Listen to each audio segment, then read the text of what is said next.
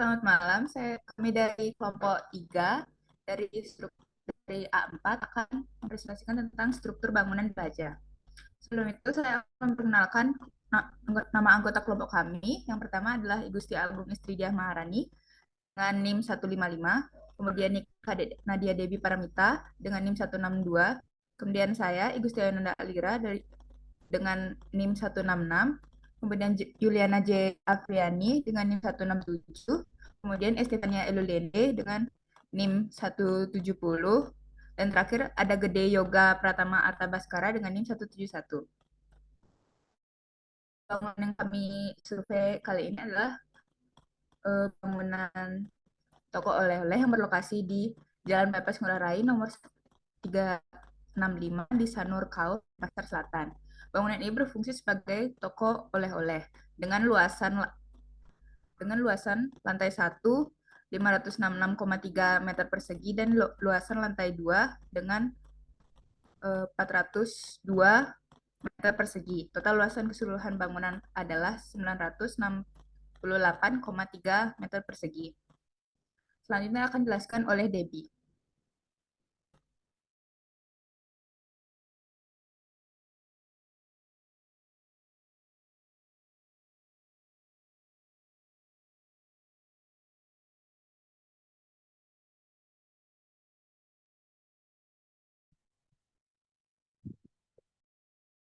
Pertama yaitu upper struktur. Pengertian struktur atas atau upper struktur dalam suatu gedung adalah seluruh bagian struktur gedung yang berada di atas muka tanah. Struktur atas, upper struktur terdiri atas kolom, balok, plat dinding geser, dan tangga, di mana masing-masing bagian memiliki peran yang sangat penting. Yang kedua yaitu substruktur. Fungsi utama dari substruktur sebuah bangunan adalah untuk memindahkan beban dari struktur tersebut ke tanah yang ada di bawahnya. Inilah mengapa substruktur tepat bersandar pada tanah yang menopangnya. Maka dari itu, penting bagi engineer memastikan bahwa semua komponen struktur seperti kolom, balok, dan fondasi berintegrasi dengan baik untuk memastikan tidak adanya kegagalan struktur pada substruktur. Yang selanjutnya, adanya superstruktur. Superstruktur pada bangunan adalah bagian dari konstruksi bangunan yang letaknya di atas permukaan tanah di mana tempat orang menghabiskan sebagian besar waktunya. Area ini termasuk lantai pertama dan kedua pada rumah bertingkat dan semua tingkatan lantai pada bangunan gedung yang memiliki lantai lebih besar. Substrukturnya meliputi balok, kolom, lantai, kuda-kuda, dan semua komponen struktur yang ada di atas fondasi. Selanjutnya akan dilanjutkan oleh teman saya. Selanjutnya di sini ada jenis pondasi. Jenis pondasi yang digunakan dalam bangunan ini yaitu pondasi telapak dari beton bertulang. Pondasi menerus menggunakan pasangan batu kali. Selanjutnya ada balok slope menggunakan beton bertulang. Ya, itu penjelasannya dibaca ya. Nah, selanjutnya berikut adalah kolom, balok, beton, ring balok, dan plat lantai. Ini gambarnya bisa dilihat. Berikut adalah ukuran jumlah besi, bentangan balok, jarak kolom. Ukuran kolom menggunakan baja profil WF dengan dimensi WF 450 dikali 250, WF 350 dikali 175, dan WF 250 dikali 125. Untuk jarak kolom dibuat sebagai berikut.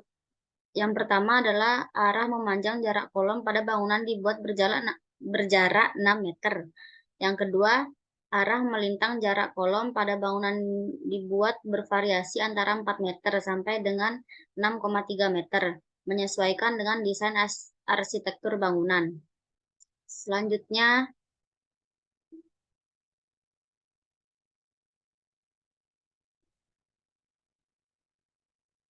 dijelaskan oleh Echau. Saya akan menjelaskan tentang kondisi tanah. Kondisi tanah di lokasi site merupakan tanah berpasir karena lokasi site yang berada pada area sekitaran Pantai Sanur. Tanah berpasir sifatnya sangat stabil, tidak terjadi kembang susut dan penurunan, sehingga sangat bagus untuk bangunan. Tanah pasir memiliki tekstur yang kasar, terdapat ruang pori-pori yang besar di antara butiran-butirannya, sehingga kondisi tanah ini menjadi struktur yang lepas dan gembur. Dengan kondisi yang seperti itu, menjadikan tanah pasir ini memiliki kemampuan yang rendah untuk dapat mengikat air. Next.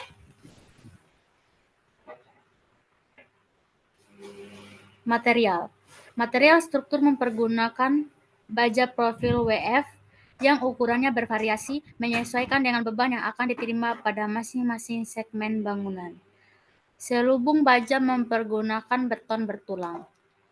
Pondasi sloof mempergunakan beton bertulang. Struktur lantai 2 menggunakan plat bondex wiremesh satu layar dicor beton, seperti pada gambar di bawah ini. Slide selanjutnya akan dijelaskan oleh teman saya, Yoga.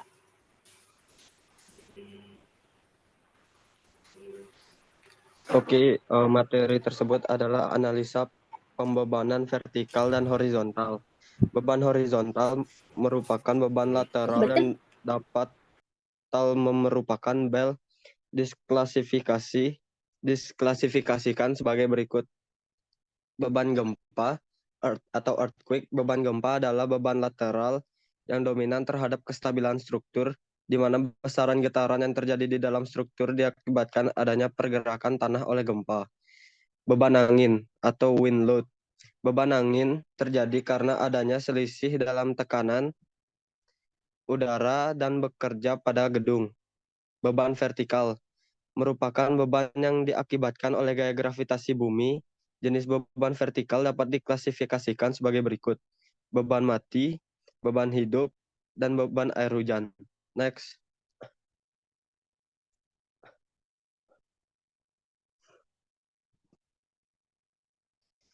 Analisis struktur terhadap estetika.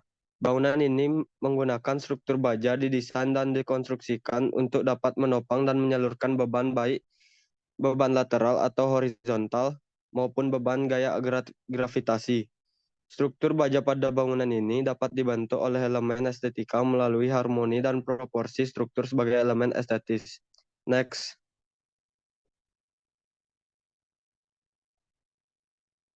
Analisa logika dan perkiraan mati dan beban hidup. Beban yang ada pada bangunan terbagi dua, yaitu beban mati dan beban hidup. Beban mati yaitu beban berat manusia, lemari, dan benda-benda yang dapat dipindahkan. Beban mati yaitu berat pondasi, kolom, dinding, dan sebagainya.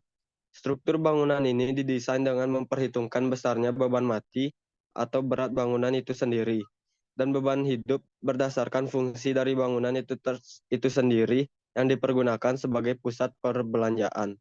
Next. Selanjutnya materi akan dilanjutkan oleh teman saya. Berikut merupakan dimensi ukuran kolom balok dan ring balok. Next.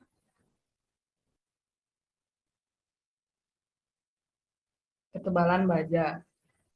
WF 450 dengan tebal badan 9 mili, tebal sayap 14 mili.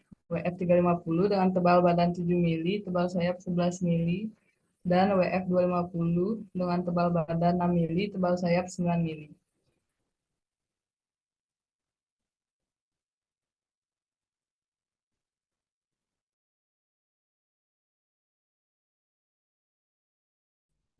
Baik, segitu dari kelompok kami. Saya ucapkan terima kasih.